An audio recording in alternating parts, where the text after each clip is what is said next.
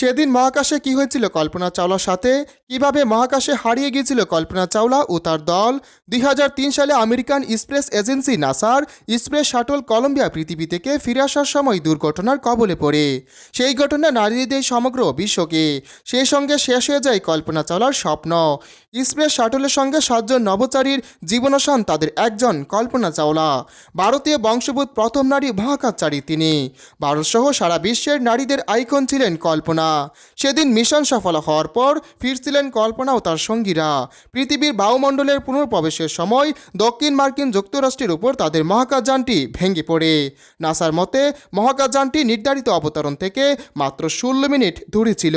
সেই মহাকাশযানের ধ্বংসাবশেষ ও যাত্রীদের দেহাবশেষ পাওয়া গিয়েছিল। মিশন সফল হলেও পৃথিবীতে আর ফিরে আসতে পারেনি কল্পনা ও তার সঙ্গীরা। ওই দুর্ঘটনা নাসাকে কাজ করার পদ্ধতি পরিবর্তন করতে বাধ্য করেছিল।